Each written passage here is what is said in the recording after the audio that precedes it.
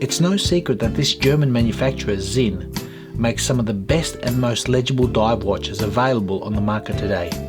They're purposely designed with their layout made specifically for being able to read the dial in any lighting scenario.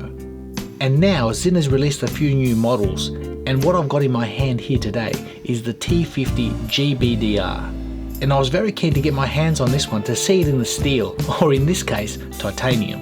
And not just any titanium, but grade 5 with Sinn's own tegimented surface hardening. And it's also bead blasted. But that's not the only hero of this watch. The first thing that stands out visually is that beautiful gold bronze 125 bezel, which is composed of bronze and gold. And in doing so, this brings a beautiful warm tone to the watch's aesthetic. It's composed of 1/8 gold and the rest of it in bronze, so it's got excellent corrosion resistance in salt water. And I tell you what, in the hand, the colour complements that dark grey grade 5 titanium beautifully. Well done, Sinn. But the bells and whistles don't stop there. If you look at the side of the case, you'll notice that Sinn has also included their dehumidifying technology. That's to prevent any fogging inside the case due to condensation. And alongside that, this watch has full DNV certification. In other words, it's a proper certified dive watch, and it's pressure tested to 50 bar or 500 meters. Now that's a lot of watch, and that's a lot of high tech that cannot be seen at surface deep level. And you know what? The list goes on and on and on. And I'm excited to see this watch, so let's check this thing out.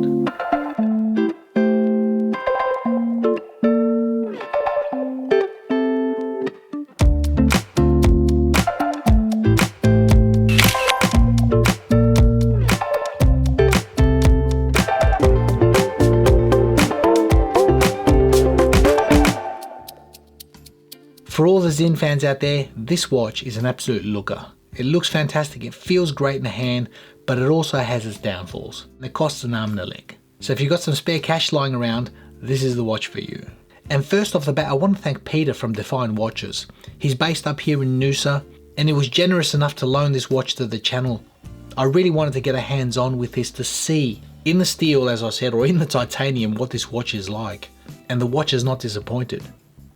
So if Pete's generous enough to lend this out to me, I'm more than happy to give him a free plug. I'll leave the links in the description to his website. He's got this and many other excellent watches. He's the Australian authorised dealer for Sinn, as well as other many models, so feel free and get on his website and check it out. Now diving straight into this watch, the dimensions that I measure are very favourable.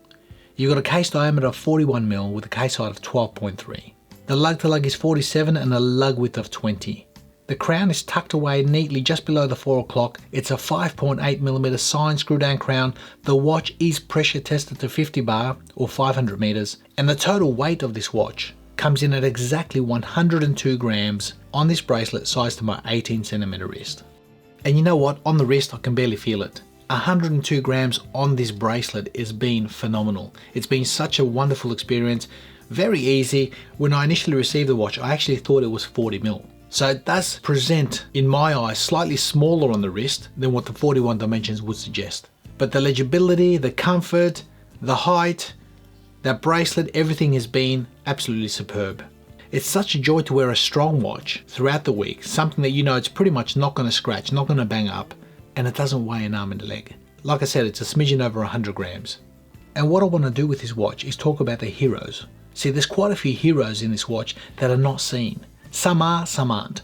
And the first hero for me is that bezel. It's basically a captive diver's bezel. It's called a gold bronze 125. It's composed of 1/8 gold and the rest of it in bronze, so it's got excellent corrosion resistance in salt water. And being a mixture of bronze and gold, it will patina, but not at the same rate of normal bronze. So the character of this watch is going to change over time, as well as offering all of its corrosion resistant properties. Now I did say it's a captive diver's bezel. So in other words, you press the bezel down and then you turn. Let go and it locks in. That's wonderful. There's no accidental movement underwater here or there. You have to press it down, move it, let go. And the action, as you can see, is lovely. It's got a 60 click unidirectional. It goes in one direction, it doesn't go backwards, and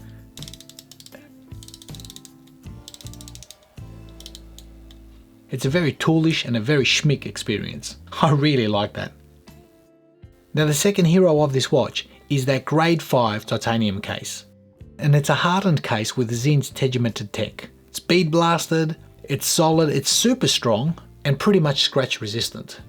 And for those who have experienced Zinn's watches with their tegimented technology, they know very well that these things here, you really have to treat them rough to get any marks on them. And on top of that, this thing here is lightweight. So in that department, well done. If you look at that case back, it's clean, it's toolish, it's functional, it's strong, and purposely designed. So you're not getting a glitzy, blingy watch, you're getting a tool, but a very pretty one at that. Another hero of this watch is the lume. You see, you've got a color-coded lume.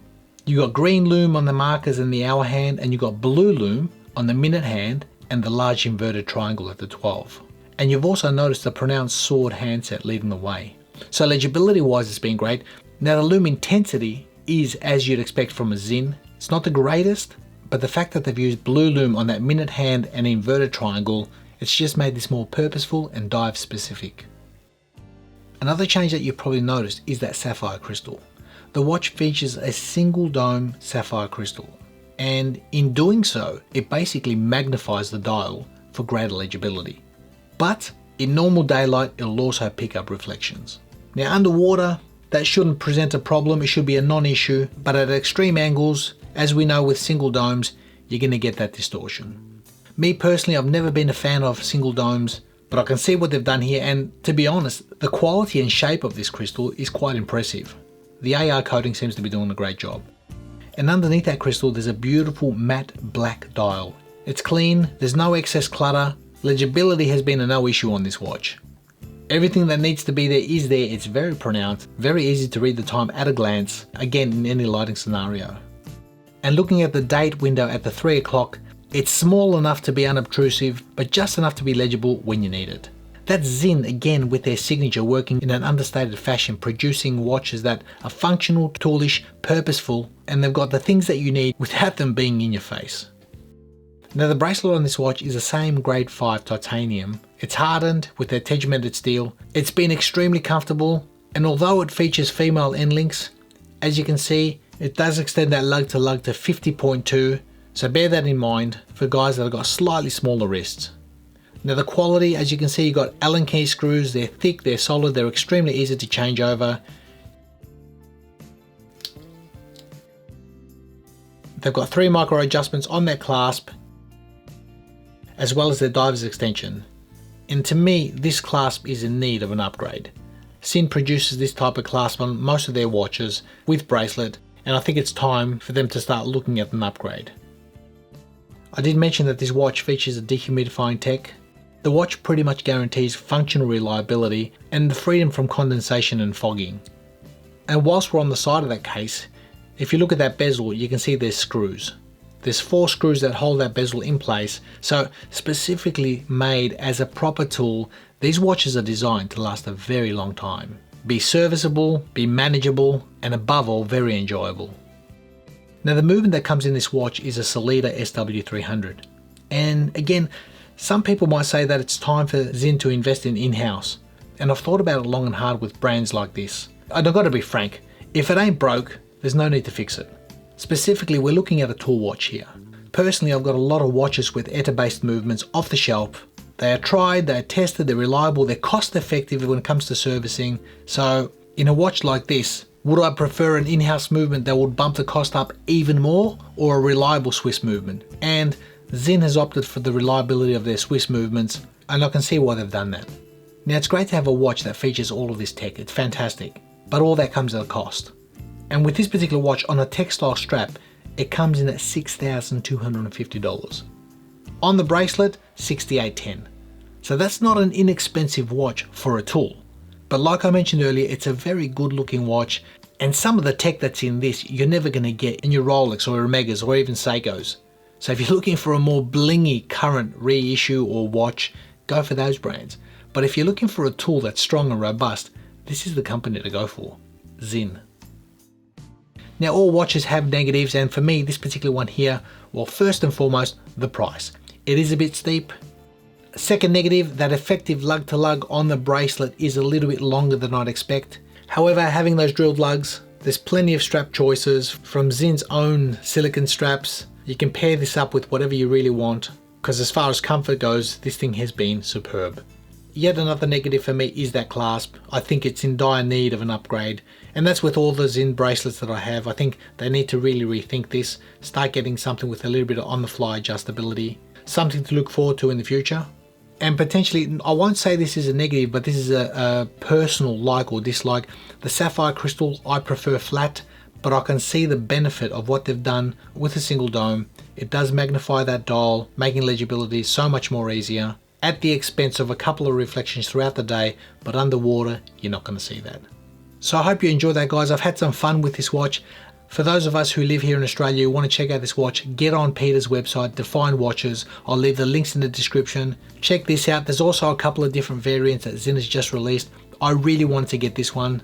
I think it looks quite smart with its matte black dial, gold bronze bezel, and in the hand it really hasn't disappointed. Let me know your thoughts about this watch or even this company. I'm a big fan myself. I have several watches from Zinn and always looking to add another watch from this brand, because I feel they make no nonsense, well designed, well proportioned, very well executed pieces that are designed to go the distance. Thanks again for watching.